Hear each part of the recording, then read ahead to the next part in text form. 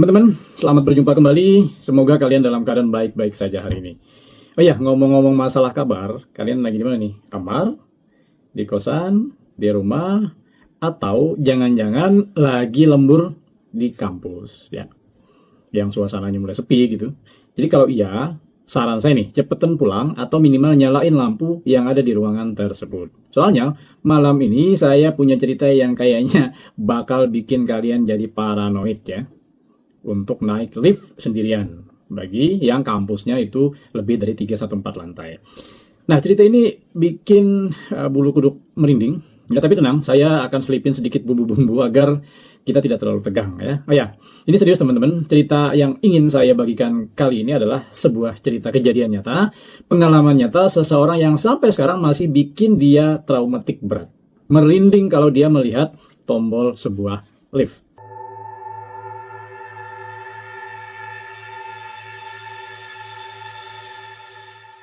Jadi gini ceritanya, beberapa waktu lalu tim konten menerima sebuah email yang cukup panjang ya, cukup panjang. Kemudian di tengah banyaknya email yang masuk, isinya pertanyaan atau sebagian memang spam gitu ya. Email yang satu ini terasa beda, auranya tuh beda. Ini sampai memancing tim kita. Subjeknya tuh begini, pengalaman aneh di lift kampus, butuh tempat cerita. Nah ini yang biasa memancing kita untuk bisa membuka ya, membuka sebuah email gitu. Nah, sedikit informasi bahwa si pengirim menceritakan dengan runut apa yang dialami, ya, lengkap dengan rasa takut, ekspresi rasa takut yang seolah-olah menetes dari setiap paragraf tulisan di emailnya. Setelah membaca email ini, kami langsung merasa ini bukan sekadar cerita, katanya, atau sebuah isu-isu di kampus yang melegenda begitu. Karena merasa ada sesuatu yang perlu digali lebih dalam, tim akhirnya mengatur janji untuk melakukan komunikasi dengan narasumber. Kita mulai janji untuk melakukan panggilan video. Kami ingin melihat langsung seperti apa sih ekspresi wajah pada saat dia bercerita, memastikan tidak ada unsur rekayasa atau lebay ala film-film murahan begitu.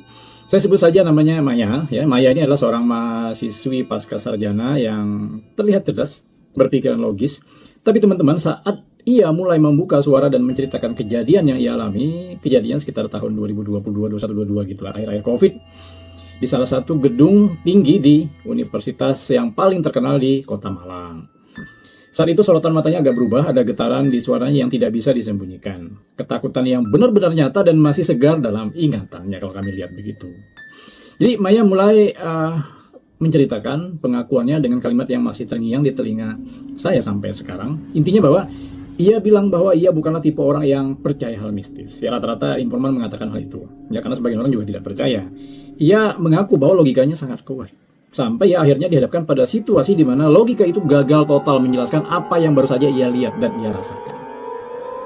Bahkan ia berulang kali menekankan bahwa saya benar-benar sendirian di dalam lift itu, katanya. Dan apa yang saya lihat di lantai 3 bukan bagian dari dunia yang saya kenal.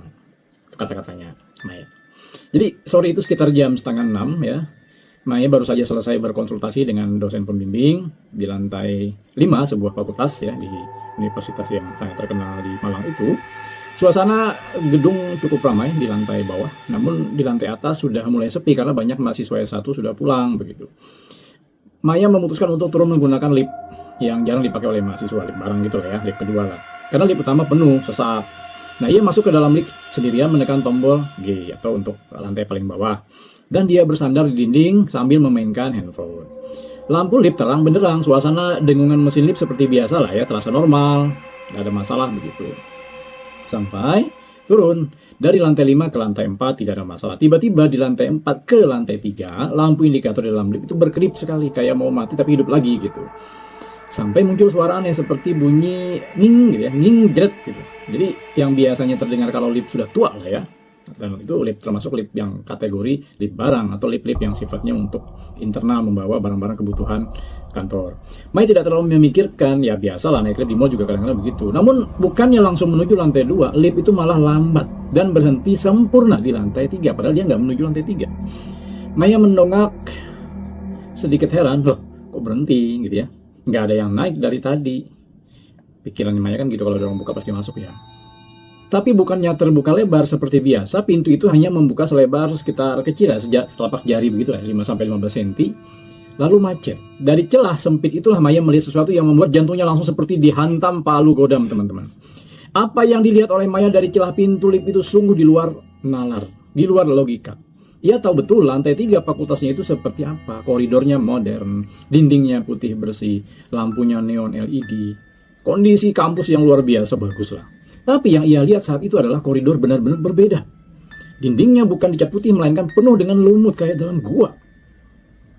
Warnanya hijau kehitaman lembab gitu lah ya. Lampu LED bukan lampu LED putih, melainkan bohlam pijar, jadul. Dengan cahaya kuning ya, khas tahun-tahun 65, 75, 70-an gitu. Yang berkedip-kedip seperti kekurangan voltase. Kemudian udara yang masuk dari celah pintu terasa sangat pengap. Kayak bau debu basah campur dengan aroma dupa yang udah kadaluarsa begitu. Nah, Maya mencoba menutup matanya, memingkirkan mata, mencoba memastikan apakah ia sedang berhalusinasi atau tidak. Di ujung lorong ada kelihatan remang-remang gitu, berdirilah seorang wanita, teman-teman. Pada saat melihat wanita tersebut, tubuhnya langsung kaku. Wanita itu tidak sedang memanggul tas atau membawa buku seperti mahasiswa pada umumnya.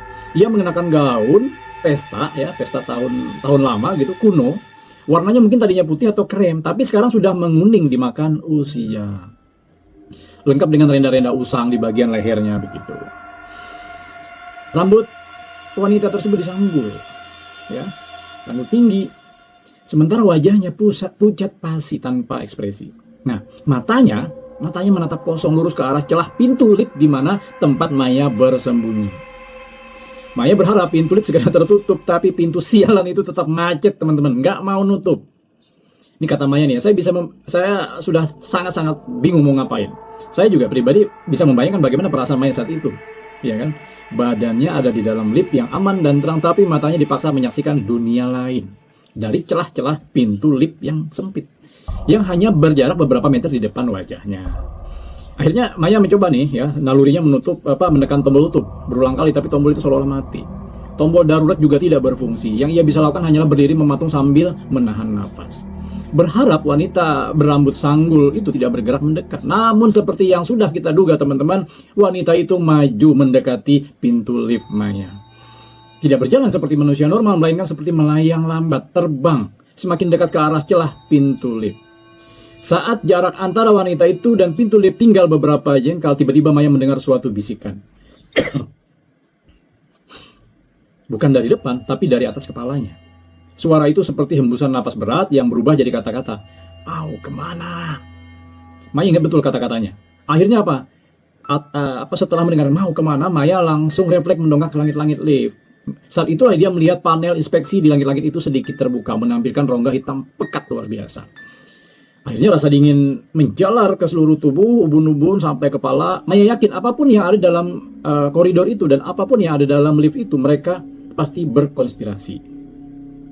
Ini menurut hemat atau pendapat dalam hati Maya nih. Kayaknya mereka saling berkomunikasi gitu antara koridor dengan orang yang ada di situ.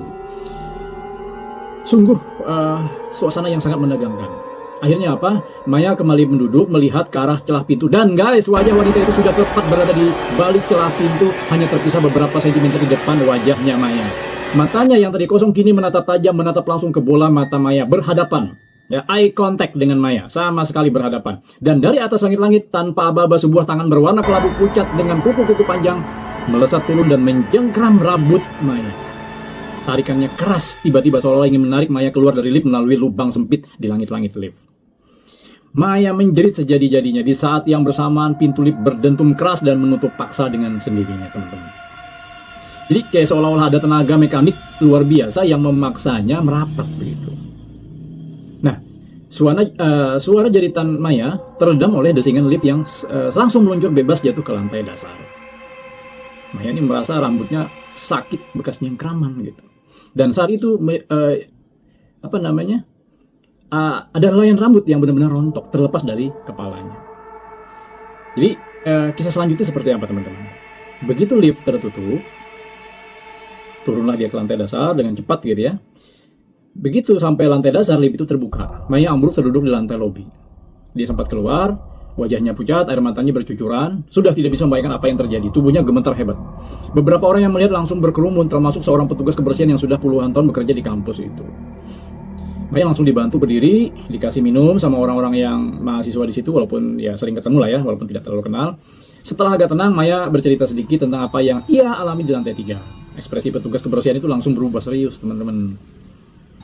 Ia menggelengkan kepala dan berkata pelan, "Duh, sampean pasti salah lihat atau liftnya error," kata beliau. Nah, itu ya ekspresi beliau. Nah, ini bagian yang bikin saya merinding sampai sekarang, teman-teman. Petugas kebersihan itu kemudian mengungkapkan sebuah fakta yang sebenarnya. Tahu nggak, lantai 3 gedung itu saat kejadian itu sedang dalam kondisi renovasi total. Jadi seluruh area lantai 3 itu sebenarnya kosong melompong karena perbaikan di mana-mana. Tidak ada sekat ruangan, tidak ada keramik yang terpasang rapi, dan yang terpenting, paling penting nih ya, aliran listrik di lantai 3 itu sedang diputus total. Jadi pertanyaannya, dari mana cahaya bohlam kuning yang redup tadi? Kemudian dinding penuh lumut dan bau dupa itu dari mana? Dan yang paling penting, lift yang berjalan dengan listrik itu secara teknis tidak mungkin berhenti di lantai yang tidak ada aliran listrik.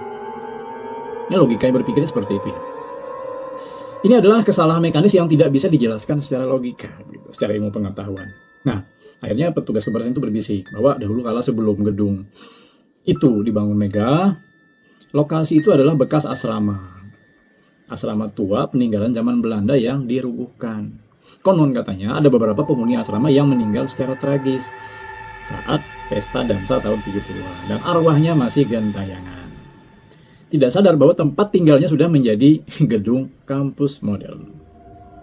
Memang Malang banyak peninggalan-peninggalan bersejarah begitu ya, gedung-gedung tua, apalagi di Jalan Ijen itu banyak sekali rumah-rumah peninggalan zaman Belanda yang sampai sekarang masih eksis. Dan kita kembali ke cerita tadi, dan yang lebih serem lagi, Satpam sering melaporkan bahwa ya, tepat tengah malam, biasa jam 12, jam 1, monitor CCTV lift selalu menunjukkan lift kosong yang bergerak sendiri, turun naik, dan selalu berhenti lama di lantai 3. Ini kesaksian security ini. Jadi cukup menyeramkan, teman-teman. Mudah-mudahan ini menjadi perhatian kita semua. Ini ceritanya, guys. Demikian ya. Gimana? Masih berani naik lift sendirian di kampus malam-malam? Saya sendiri setelah mendengar cerita Maya dan melakukan riset kecil-kecilan, jadi agak trauma kalau harus pencet tombol lantai 3 di gedung-gedung tua. Sekarang saya masih penasaran ya, ada nggak di antara kalian yang pernah punya pengalaman serem di lift kampus? Atau di gedung-gedung kantor gitu ya? Di Jakarta, Surabaya, Makassar, Medan. Lift tiba-tiba berhenti di lantai yang salah, melihat pantulan aneh di kaca lift segala macam. Coba kejadian-kejadian yang pernah kalian alamin, tulis pengalaman kalian di kolom komentar ya. Siapa tahu kita bisa bikin episode lanjutan tentang cerita kalian kalau sangat menarik dan punya latar belakang yang bagus. Jangan lupa like dan share video ini ke teman kalian, teman kos, teman kuliah, biar mereka juga ikut merinding. Sampai jumpa di cerita misteri berikutnya. Tetap jaga diri, dan kalau lift mulai terasa aneh lebih baik naik tangga. Guys, sampai jumpa. Dadah.